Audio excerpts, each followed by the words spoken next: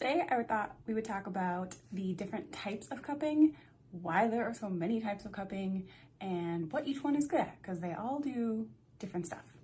So these ones are probably some of the most common ones that you'll see. I have them in these different sizes. So the larger the size, the more tissue there needs to be there for it to grab onto. So like these are great for the back, whereas obviously this is not going to stick onto like your forearm or something. There's just not enough tissue for it to grab onto. So these are less versatile. These need a lot of soft tissue to grab onto. So these will work for like your upper leg, your back, your glutes, maybe the upper arm if you're working on someone who just has more mass on their upper arm. But you know, most of the time that's not gonna work. And then these ones you can work, like maybe they'll stick to the calves or forearms. It kind of depends. They're good for upper arms, or if you just kind of need like to get in a smaller area, like I use these like up here a lot, and that works well. So what you can do with these are the most like versatile ones, so I really like them. You can put them on and glide them against the skin. You can put them on and pull up. You can put them on and then do some like stretches while you have it on, or you can just leave them static. So they really do pretty much every type of cupping that I at least personally do. So I love these because they're super versatile, and however I want to do cupping, these work for. Then there are ones like these. These are the Rock Pods from Rock Tape. They have the little plunger there you push down on, or you can turn them inside out and then push them against the client's skin, and then they'll hold that way. I don't love these, and I don't hate them either. These are good if you're wanting to do that like suspension cupping where you're putting on the skin and pulling up on it. These do work well for that. They're convenient. They don't adhere to areas as well as I want them to. Like these will adhere to areas much better than these ones will. These ones are a lot pickier about where they'll stick to. I just feel like that, in my opinion, that's just because this is like so flimsy and so soft that it's like a little too soft and flimsy, and it will just kind of pop off really easily. I certainly don't hate these. I use them all the time. I will use these more if I want to do static cupping, because they will stick pretty well for that. But if I want to do any type of like dragging cupping, they definitely don't work very well for that. I'm assuming that's probably what they're intended to do, so that's fine. They're just not as versatile, and I don't like them as much. Then there are these ones. These ones you apply with a little pump, and the pump is what will activate the pressure in there. I definitely don't use these like hard plastic cups very often. I don't find them very versatile at all. You really can't do much dragging or like suspension cupping with them.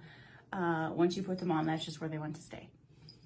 I mean, you maybe could get these to do those things, but it just, in my opinion, is way more pain than it's worth. So I don't go for it. I just don't love these. I will occasionally use them. Sometimes people prefer like the hard plastic. So if I have a client who prefers that, that's fine. I'll use it. It's not a big deal. But I don't choose to go for these very often. They are okay. They do have a good suction to them, so the pressure is really nice from these ones. But I mean, like, you don't really need a ton of pressure to get good results with cupping. So if you know what you're doing with cupping, you don't need to have the intense pressure of these. But I mean, it's just kind of a personal preference thing. Because of the style that I like to do for cupping, these don't really work.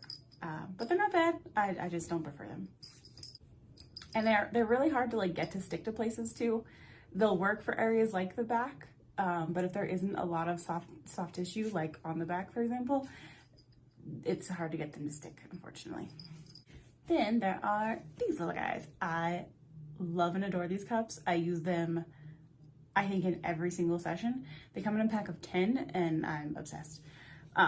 You flip them inside out, put them on like that. I love these. These will stick, I swear, damn near anywhere. They're amazing. I like using them around the shoulder joint right here. I like using them through the pecs when I'm doing some dynamic cupping and doing some stretches. I'll put them through here and then we'll do some stretches on the pecs and it's awesome. These will stick on the forearms, which is great. I use that for myself a lot. I adore it. And then I'll use these a lot on calves or feet or around the ankle, and they are fantastic. They don't have a ton of pressure to them, so they don't leave very dark marks, which is really nice too, because some people just don't prefer that. So yeah, these are super versatile.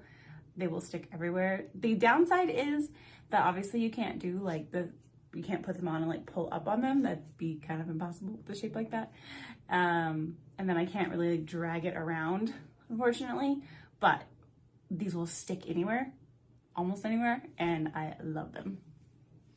And then same with these. It's basically the exact same idea on how you apply them.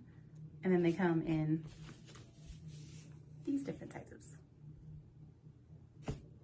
So I really like these. These are, again, super versatile. They will stick pretty much anywhere. If it's not sticking well, you just go down a size and then see if that sticks better. I love that because there are certain areas of the body where cups just don't like to stick to, and this fixes that. I'll use these a lot as like static cups, so that way I still have one of these cups to do like some of the dragging or suspension cupping with. I'll save these for that and then put these static, and it works super well. I love them. They can be a little uncomfortable when you take them off because of that like lip in there. I don't know if you can like quite see that. So sometimes clients will like think it's a little uncomfortable and a little like grippy. So maybe just be conservative with how you apply these at first until you're used to them, or just kind of know your client's tolerance and what their comfort level is. But yeah, I love these and I think they are awesome. So those are the cupping sets that I personally have. I definitely want more. They're the company that makes these ones, Game On Gear, they make ones that are like these. I think they're called like Game On Grips or something like that. I think that's what they're called. And they look like they have like a firmer edge to them.